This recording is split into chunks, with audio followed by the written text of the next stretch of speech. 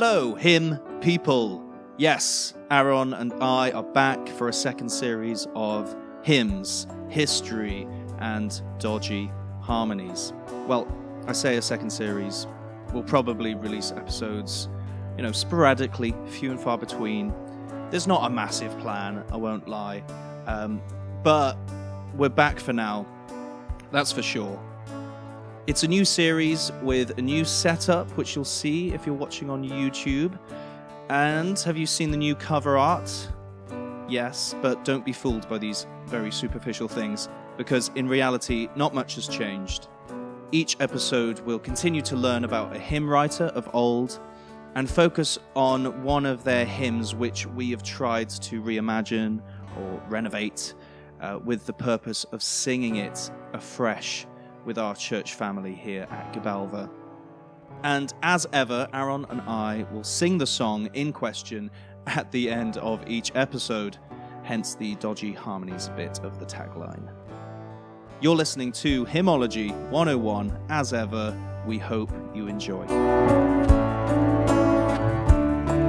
Hello and welcome to a new series of Hymnology 101 with me, Sam. And me, Aron. Good to see you again, Aron. Good to see you, Sam. Do you want to know when our last episode of Hymnology 101 came out according to Spotify? I can make a guess. Yeah, make a guess. Go on. I think Aron was just born. Mm-hmm. So it's post Christmas 2021.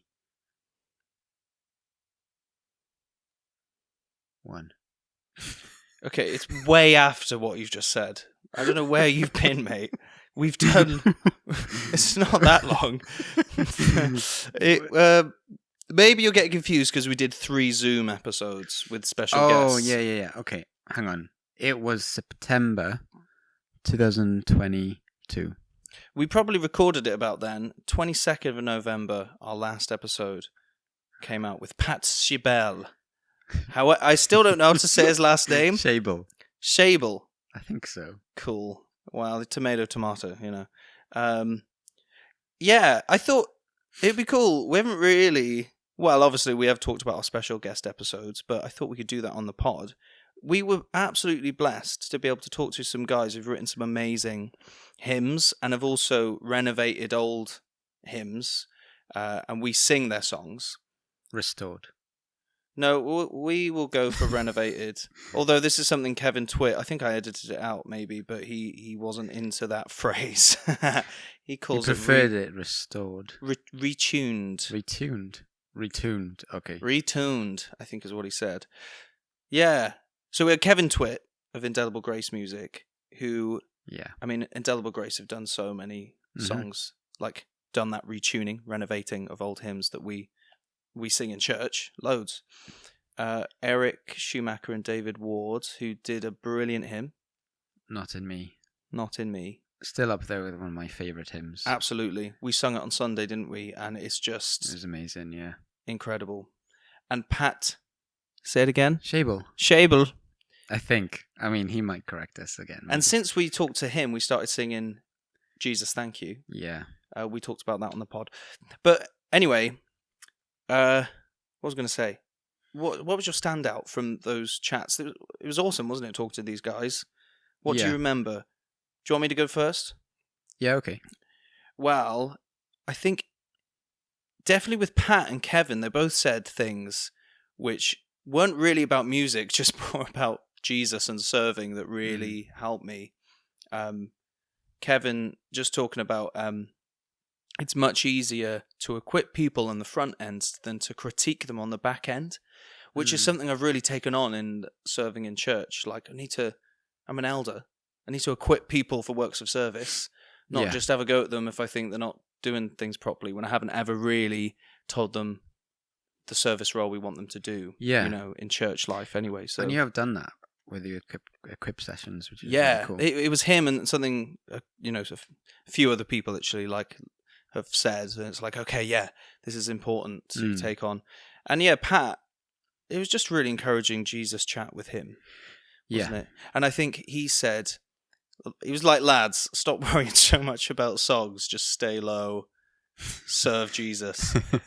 Maybe he Yeah. could see something in us there that made him say that. But Yeah. I was like, yes, you're right. Yeah. It was good, wasn't it? I It don't know. was, yeah. What do you remember? Obviously, they come from different traditions, all three, Yeah. or all four of them. Kevin Twitt's like Presbyterian. Yeah. David and Eric are like Reformed Baptists, which is like in America is like the yeah. And then it's different to what we've got here, but it's still different to Kevin Twitt. And then Pat is like Sovereign Grace, sort of more charismatic. Yes, yeah. But what was consistent and the same talking to all of them is how they love Jesus. Yeah. How they love the church and how they loved equipping the church with good songs. Yes. And I just love that. You can have diversity in backgrounds and even opinions on some things, but that kind of same heart for building people up and to lift people's eyes to Jesus. I think that was really cool, talking to all of them. And they clearly had a real passion to do that. Yeah. And we're going to talk today about a song we released recently, which I think is maybe one of our best releases so far. And I can say that because I wasn't involved in the writing at all. It's Approach My Soul, the Mercy Seat. Yeah. Which is an old hymn by John Newton. He's very famous. Who we've not talked about before. No, weirdly. So I thought it'd be a good idea, opening episode back, we can talk about John Newton. We can talk about how this hymn renovation came about with the new tune that you and a couple of others have done. But we'll get to that in a bit. Should we start with our regular feature, which I know you're all dying to hear, the hymn tidbit? Yes. What have you got for us, Az? Well, is it a hymn tidbit or is it a history tidbit? No, it is a hymn tidbit, isn't it? Yeah, okay. Well, this is a hymn tidbit. Good. It could be a history tidbit. Hopefully it's got something to do. It always relates to music or hymns, so. It's Hymnology 101, the name of the podcast. Yeah, that makes sense, yeah. So, hymn tidbit for today. Yeah. So we all know about the Prince of Preachers, not apart from Jesus. Spurgeon. Spurgeon. Yeah, I was like, God, am I going to look stupid by saying, I don't know, Paul Mallard? Great preacher. Spurgeon. Paul Mallard is a great preacher. Spurgeon, the Prince of Preachers. Obviously, he wrote a lot, he preached a lot, but he also made and wrote hymns, which not many people know about. Yes. No, I don't think I knew that. He wrote quite a lot of hymns. Really? Yeah. What is there one that circulated quite popular or? I actually don't know any of them. No, they didn't ever get to the level of, John Newton's hymns or Charles Wesley, but he did write them and he published a lot of them for his church to sing in our hymn book. Our hymn book, yeah. So and a lot of them were inspired by his daily reading of the Psalms. So he actually didn't even call them, I don't think, by a title. He'd just say Psalm 70 or. So he just write a hymn inspired by a psalm, and they'd sing it at the Metropolitan Tabernacle. Cool.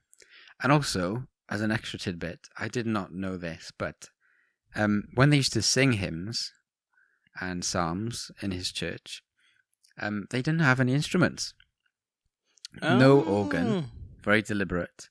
No instruments, just the people's voices. That sounds like above a Baptist church when we sing psalms. When we sing psalms, yeah.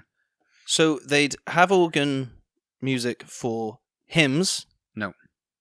Hang on, you're saying... hang on a minute. They just sung? They just sang. They didn't have any instruments. They didn't have any electric guitar? Was there electric? No, I don't think there was. When did that come in?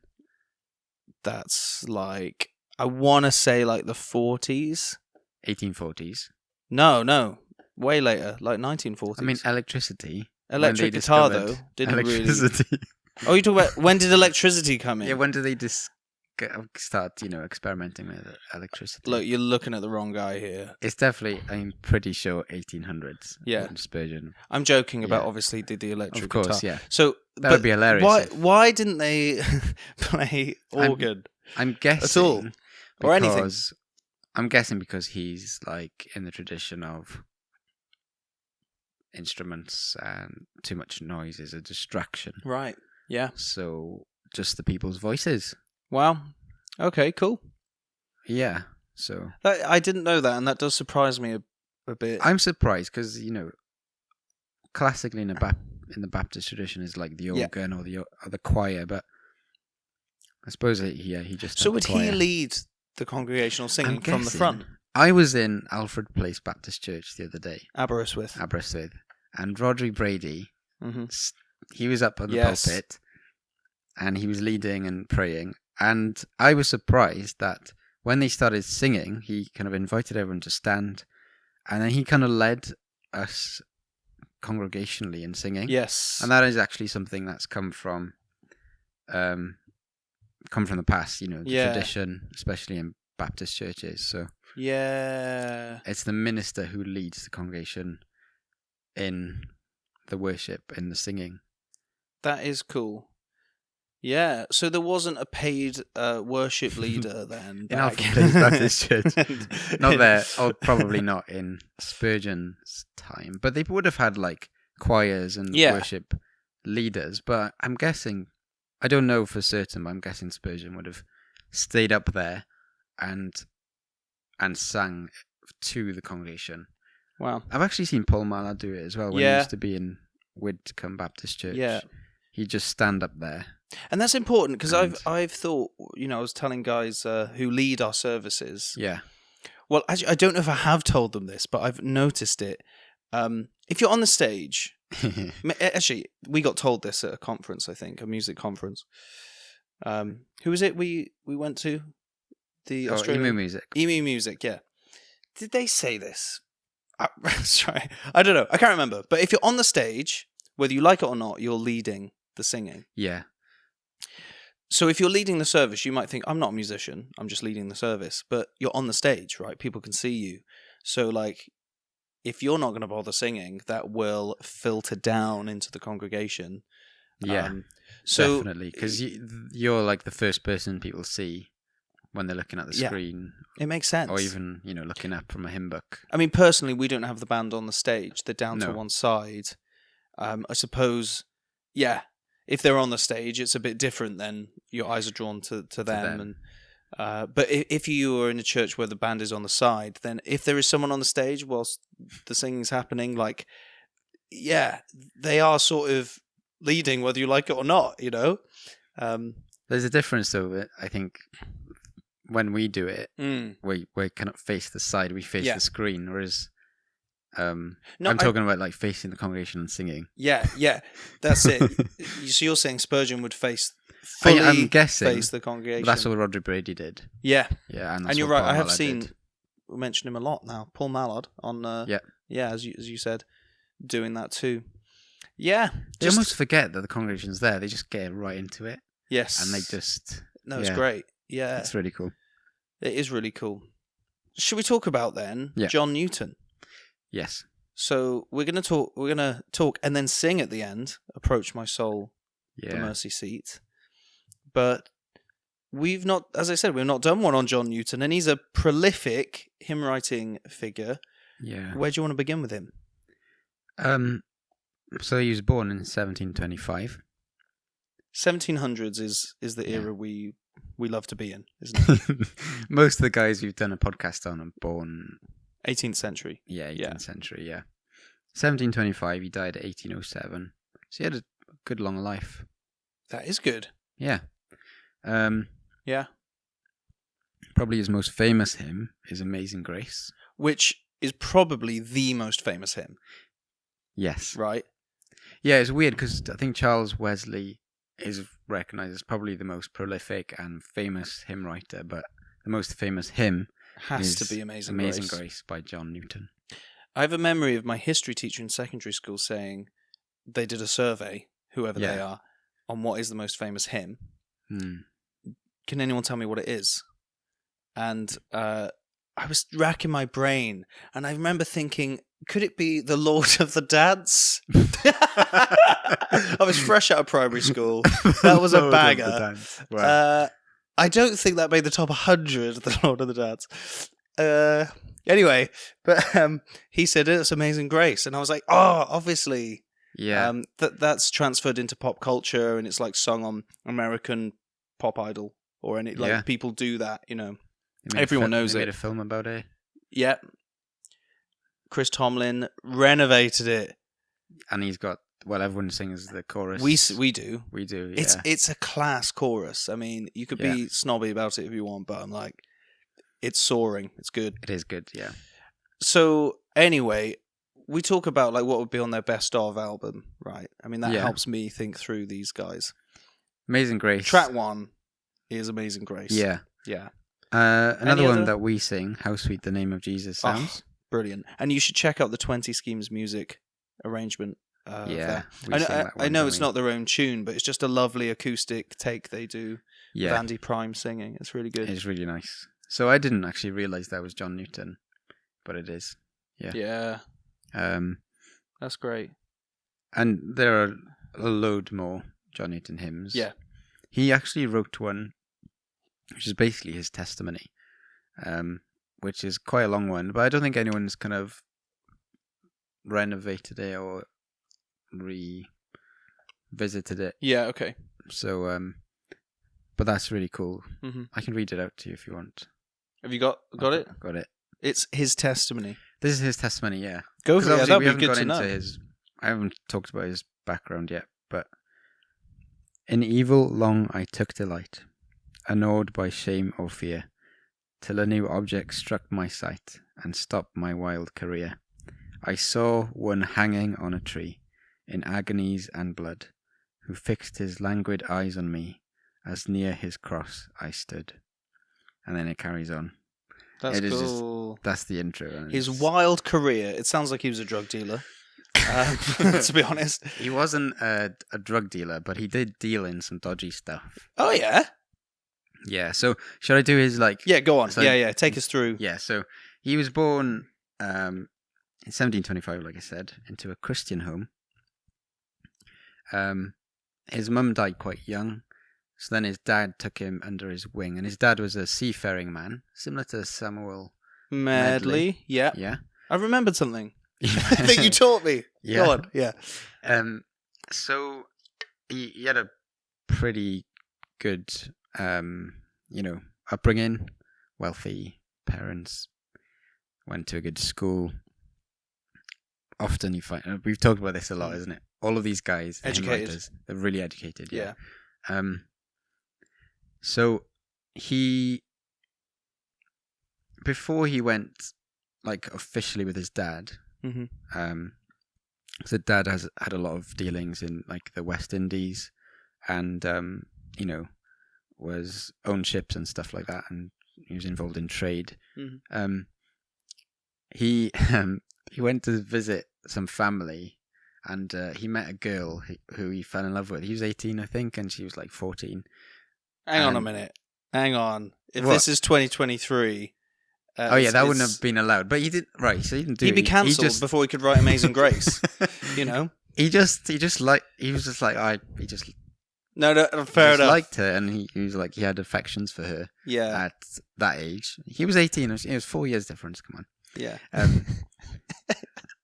It was a different time. He didn't do anything or move on that. He just in his head was like, was her name Grace? And so Amazing Grace was actually a dedicated. It was Grace. Yeah. No, it wasn't. I can't remember her name. Okay. Oh, Mary Catlett. Okay. Mary Catlett. Anyway, he was supposed to be there for like a few days, and he was there for like 3 weeks. Because he's like, I just want to spend some time. Yeah. Anyway, he goes with his dad then off to sea. and he gets involved with the sailors. Like, he's really heavy into drinking, really heavy into like. This is the wild career. Yeah, this is his life. This is the wild career. Yeah, brawling, and he was like he had an office on the ship, and he was stripped of that office because of the way he would conduct himself. He was like flogged because that's what would happen for discipline, and it got so bad that he ran away. He didn't end up in the West Indies where his dad wanted him. He ran away. He ended up in Africa somewhere. I don't know exactly where. And he was taken under. He was kind of found by a slave trader, and he was his like apprentice for a while. But that was a horrible place for him because I think he was exposed to a lot of like horrendous things. And he would say it was the thought of this girl that would just take him through. Nice. So it's like they should do like a love story. They should do like there's a film here. They might have done it already. I'm not sure, but yeah, he got ill in Africa, and he nearly died of this. I don't know what illness, but he just nearly died of a fever. The lady looking after him was a slave, and she mistreated him. His dad sends someone to find him, and this guy then rescues him from this kind of life, and brings him back to England. Yeah, and he gets back on his feet, and I think that's when he starts like mulling over his life and the mess that he was in, and I think it was through the influence of the time of the Methodist movement again. Wow. I think that. So the Wesleys had been. No, they're around, and later on he actually hooks up with them. Okay. And George Whitefield. Again, these guys are just involved in everything. They're just, this period is just this is their time. Their time, yeah. Jesus is doing amazing things at this time. Yes, yeah. And so he comes to the Lord.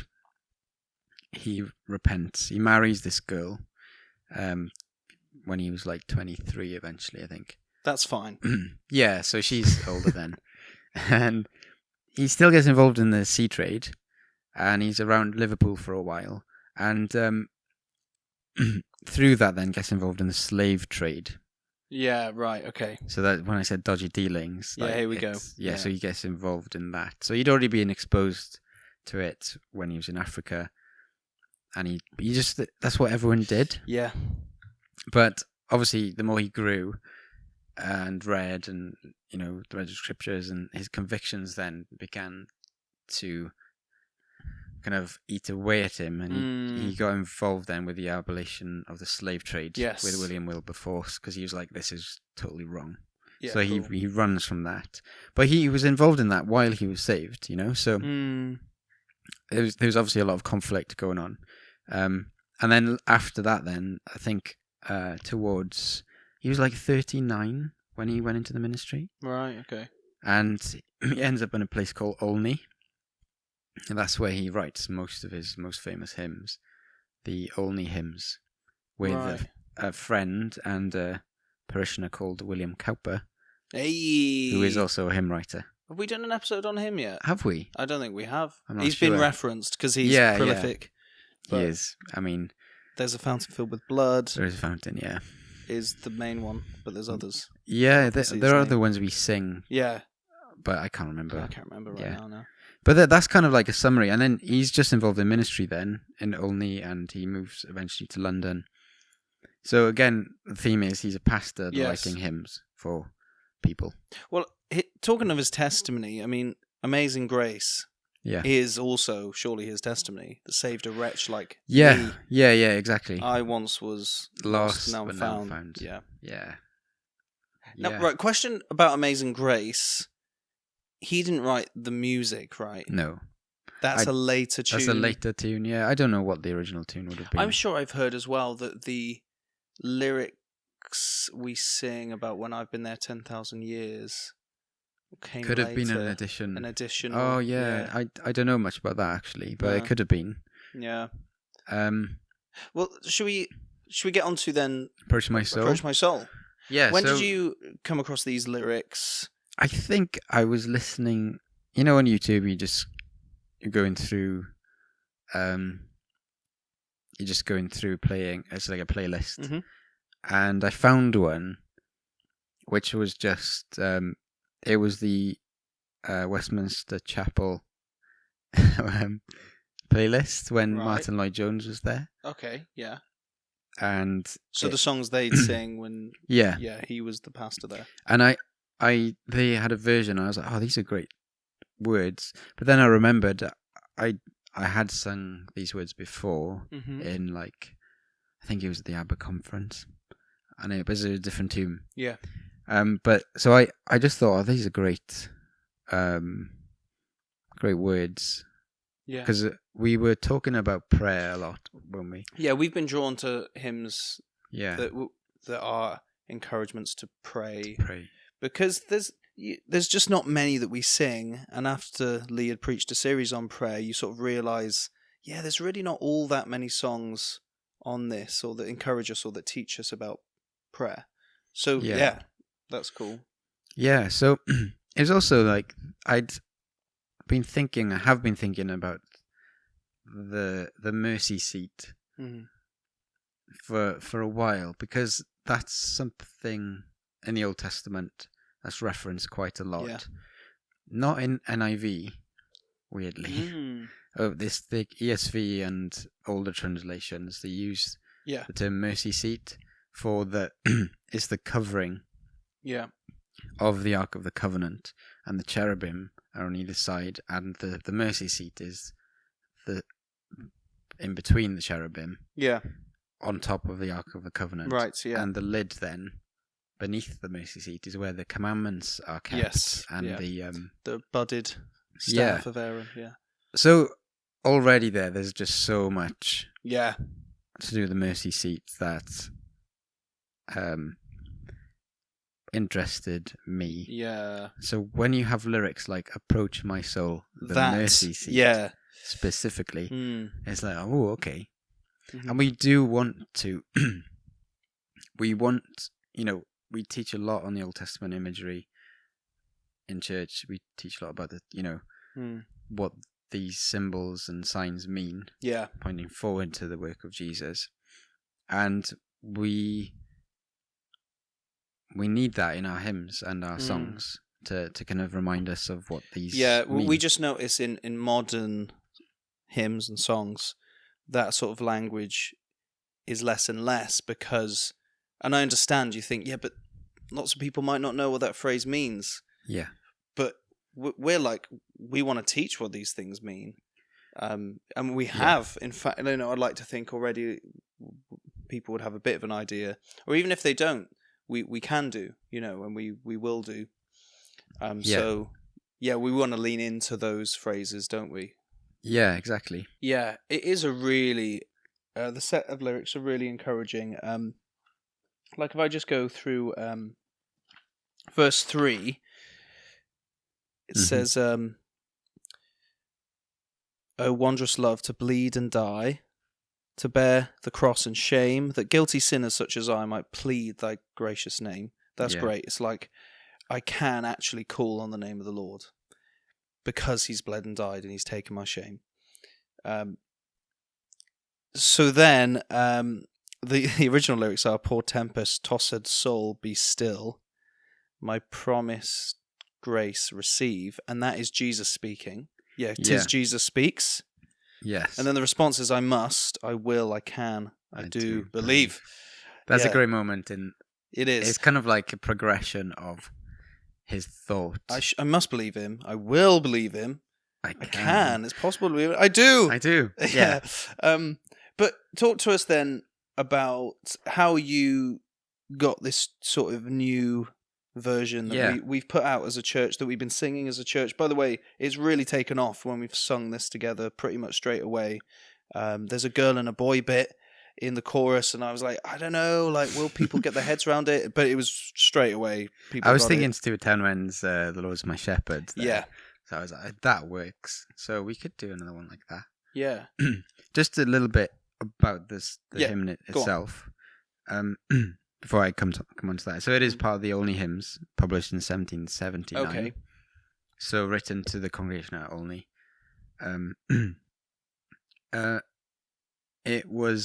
It came into quite early use in lots of other hymnals. So it was popular. Like, it was like quite popular straight away. This one, cool. Alongside Amazing Grace, and it's kind of it was in the hymn book.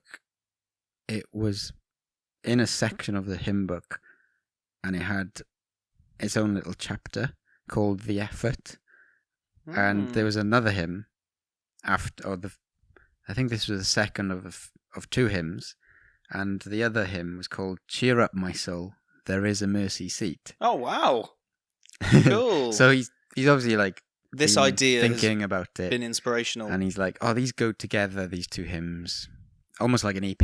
Yeah. And he's like, "Right, I'm going to put it in this section of the hymn book." Yes, cool. That's good. Yeah, that's interesting. Yeah. So that's a little bit about the hymn, but yeah, back to how it came about. Is that what you asked? Yeah. Yeah, just the music side, because obviously you've taken this, done a bit of a renovation. You got two other guys involved in church. Yeah. Yeah. How did that happen? How did we get to the end thing that you can listen to on YouTube or Spotify or whatever? It was a lot of mulling over what tune would be appropriate for it. So I thought it needs to be almost triumphant and uplifting. Yeah. Because when you listen to the older versions of this hymn, they're not melancholic. Is that the word? Melancholic. Yes. Melancholic. But they're not as vibrant. Yeah. And I thought, when people come to pray, we don't want them to to be coming to pray like really solemnly. There's a joy. Fearfully, There's a joy to come into the mercy seat, to the throne of grace. Yeah. So a bit like before the throne of God above. It is. It's triumphant and sort of uplifting. Yeah. It's an exhortation, isn't it? It is like, go on. Yeah, you can do it. You can do it, yeah. Let's do it. And so this one, I thought it needs to be like that. And so it was just a lot of kind of thinking, what would fit? And I wanted to keep it like congregational. Rather than sort of contemplative and... Yeah, I get you. Yeah. You know, people need to be able to sing this. So I end up with what is the current... The verse tune. But then I was thinking it needs something else, so I'll get Josh involved. Yeah. I got Josh involved. So we met at church, and he helped then with the chorus, which is basically just a repeat of the verse.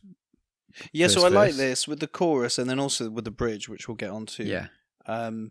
You just made a chorus out of the first half of verse 1. So, you just took that but made it into a chorus. Yeah. That's good. Why come up with new words? I don't know. Let's just I reuse just thought words. We don't need to with re-emphasize, the main message, isn't it? The main message. Don't want to add to it. No. We actually didn't take away from this, apart from like some of the there's some alterations. Words. We could go through them. And while we were doing that, Pete Brind walks in, and he's like, "Oh hi," because they live at church. Yeah. And I was like, "Come sit down, see what you think." Yeah. And he was like, "Oh, this is good." And then he says, "Oh, it'd be cool if we could have a bridge." Like, now, what's your initial reaction when someone suggests it needs a bridge? I'm not. You're more open. You're open, aren't you? Because, I think you could think, nah, like. I think I've learned that you shouldn't poo-poo things. No. Because I think if I am really honest, even with choruses, I'm like, oh, let's just keep it simple. Yeah. Because the chorus could mess the whole thing up, but then when it's like, oh no, that is a good idea. Yeah. And I just thought, okay, let's see where this goes. Let's see where it goes. And Pete grabbed a guitar and then starts doing stuff with chords. And then I started like humming then, and Josh was doing something with chords as well. And then we kind of landed on what the bridge is now. And the bridge, similarly, you just take from the second half of verse 3 that I read from earlier, that I must, I will, I can, I do believe bit. Yeah. So that's good. So you're just re-emphasizing that bit. Yeah, re-emphasizing that bit. Yeah. Which is really nice. So you changed the lyrics in a couple of places, I think. I mean, and I think it's really good, the changes you made. Poor tempest, tossed soul, be still. Yeah. My promised grace receive is the original line. Yeah, we're being sensible with some of the words there. Yeah, I think so. But those actually, I was going to refer to... So what's it changed to? It's changed to, "O weary wandering soul, be still." Yeah. But those words, I think, are a reflection of like his... So John Newton, obviously, being a seafaring man. Very good point. It's the tempest sort of... Because I forgot to say, actually, that when he was on the way back to England from Africa, they nearly shipwrecked. No.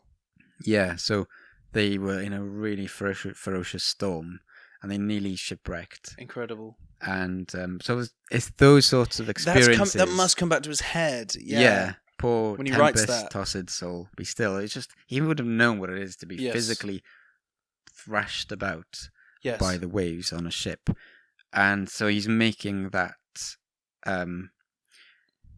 He's making that an illustration then of what happens inside him, inside of our souls, inside his church members. Yeah. So and it does feel like that sometimes, doesn't it? We're just being thrashed about by everything. Yeah. And it's like a tempest. Yeah. Being tossed about. This was one of those songs where I think you felt, it's all right, but when I heard it, I was like, this is really good. Yeah, because I'm still thinking, this is still my opinion of this song, it's not like the best. Yeah. I'm still not like... No, fair enough. Yeah, you're just often wrong about these things, I think. It's funny. No, I think it's really good. Should we sing it? Should we wrap up this episode? Yeah, let's do it. Thanks, everyone, for listening to our first episode back, new series. We're going to sing to you now, Approach My Soul, the Mercy Seat. Let's go.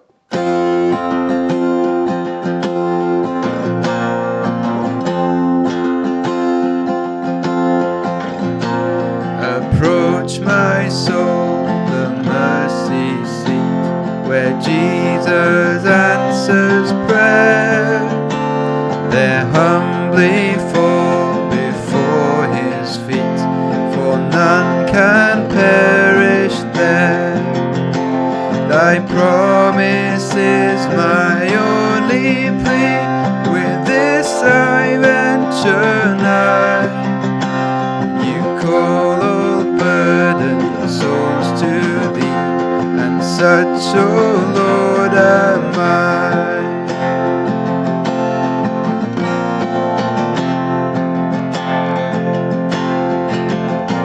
Bow down beneath the load of sin, by Satan sorely pressed, by war without and fears within, I come to thee for rest. Lord, be my shield and hiding place, that sheltered by thy side I may my fierce accuser face, and tell him thou hast died. Approach my soul, the mercy seat, where Jesus answers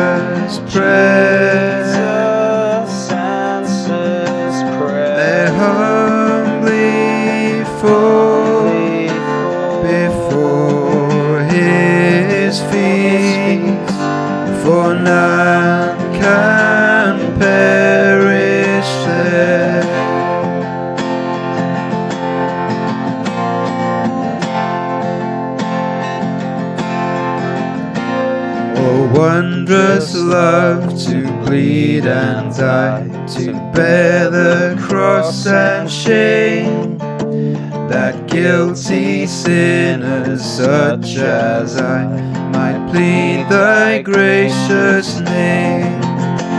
O weary wandering soul, be still, my promised grace receive. 'Tis Jesus speaks, I must, I will, I can, I do believe. O weary wandering soul, be still, my promised grace receive. 'Tis Jesus speaks, I must, I will, I can, I do believe.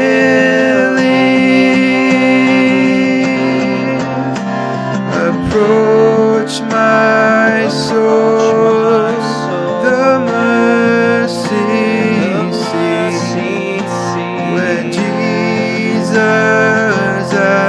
answers prayer. There humbly fall before his feet, for none can perish there. Approach my soul, the mercy seat, where Jesus answers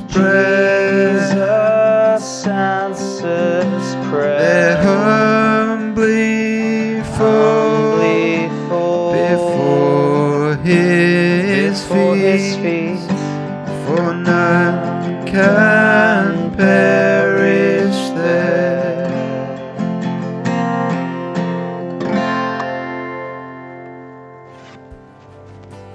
Thanks for listening to Hymnology 101. If you've got any questions, just drop me an email, sam.smith@gabalva.co.uk. We love the correspondence, so go for it. The next episode, just a heads up, will be a little bit different, so keep your eyes out for that.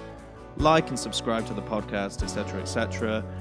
And yeah, catch you on the next episode. Thanks very much.